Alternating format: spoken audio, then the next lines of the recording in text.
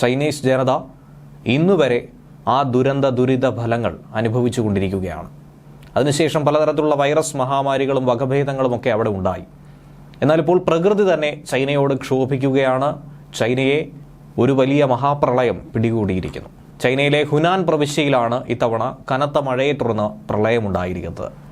Covid പൊട്ടിപ്പുറപ്പെട്ട ലാബിൽ നിന്നും കേവലം 300 കിലോമീറ്റർ അകലെയാണ് ഈ പ്രദേശം. രാജ്യത്തെ രണ്ടാമത്തെ വലിയ ശുദ്ധജല തടാകത്തിന്റെ ബണ്ടുകൾ തകർന്നാണ് ഈ വെള്ളപ്പൊക്കം അതിരൂക്ഷമായി മാറിയത്.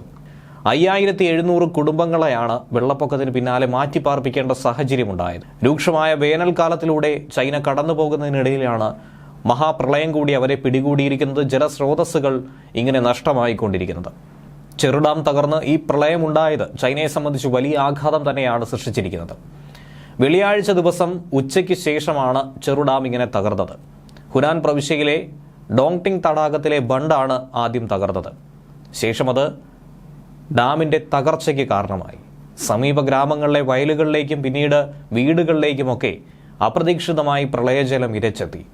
വെള്ളപ്പൊക്കം അതിരൂക്ഷമായി മാറിയതിന് പിന്നാലെ ഈ മേഖലയിലെ ഗതാഗത സംവിധാനങ്ങളൊക്കെ സ്തംഭിച്ചു, സാരമായി തന്നെ ബാധിച്ചിരിക്കുന്നു. മേഖലയിലെ എല്ലാ റോഡുകളിലേക്കുമുള്ള ഗതാഗതം കർശനമായി നിരോധിക്കേണ്ട ഒരു സാഹചര്യമാണ് ചൈനീസ് ഗവൺമെന്റിനുണ്ടായത്. കർശനമായ നിയന്ത്രണത്തിലൂടെയാണ് കാര്യങ്ങൾ മുന്നോട്ട് നീങ്ങുന്നത്.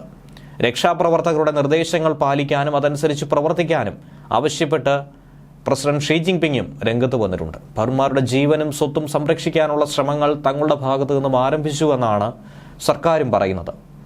800-ലധികം രക്ഷാപ്രവർത്തകരാണ് സംഭവ സ്ഥലത്തേക്ക് എത്തിയിരിക്കുന്നത്. 150-ലേറെ വാഹനങ്ങളും ഒട്ടനവധി ബോട്ടുകളും രക്ഷാപ്രവർത്തനത്തിൽ ഏർപ്പെട്ടിരിക്കുകയാണ്. എത്ര ആളുകൾ പ്രളയത്തിൽ അകപ്പെട്ടു എന്നുള്ളത് കൃത്യമായി സ്ഥിരീകരിക്കാനായി കഴിഞ്ഞിട്ടില്ല. അതേക്കുറിച്ചുള്ള അന്വേഷണം തന്നെയാണ് നടത്തിപ്പോരുന്നത്. ഇപ്പോൾ തകർന്നിരിക്കുന്ന ഈ ബണ്ടിന്റെ അറ്റകുറ്റപ്പണികളും സമാന്തരമായി ഒരു ഭാഗത്തു നിന്നും ആരംഭിച്ചിട്ടുണ്ട്. എങ്ങനെയും ഈ വെള്ളക്കെട്ട് പരിഹരിക്കാനായി ഇതിനു കുറുകെ ഒരു ബണ്ട് നിർമ്മിക്കാനുള്ള നീക്കം തന്നെയാണ് ചൈന ശ്രമിക്കുന്നത്. ഇതിന്റെ ചിത്രങ്ങൾ ചൈനീസ് ഔദ്യോഗിക മാധ്യമങ്ങൾ പുറത്തുവിട്ടിട്ടുണ്ട്. $74 മില്യൺ പ്രളയ ദുരിതാശ്വാസ പ്രവർത്തനത്തിന് വേണ്ടി ഇതിനോടകം തന്നെ മാറ്റിവെച്ചിരിക്കുന്നത്. കഴിഞ്ഞ മാസവും അപ്രതീക്ഷിത പ്രളയമുണ്ടായിരുന്നു, മണ്ണിടിച്ചിലുണ്ടായിരുന്നു. ഹുനാൻ പ്രവിശ്യ തന്നെയായിരുന്നു ഇതിനും സാക്ഷ്യം വഹിച്ചിട്ടുണ്ടായിരുന്നത്. അതിന് പിന്നാലെയാണ് വീണ്ടും വിട്ടുമാറാതെ പിടികൂടിയിരിക്കുന്നത്. 4 ദിവസത്തിനുള്ളിൽ അണക്കെട്ടിലെ അറ്റകുറ്റപ്പണികൾ പൂർത്തീകരിക്കാൻ കഴിയുമെന്ന് ചൈനീസ് സർക്കാർ അധികാരികൾ വ്യക്തമാക്കുന്നുണ്ട്. 213 അടി ഉയരത്തിൽ ഗ്രാവലും മണ്ണും അടക്കമിട്ട ബണ്ടിന്റെ അറ്റകുറ്റപ്പണി പൂർത്തീകരിക്കാനുള്ളൊരു ശ്രമമാണ്.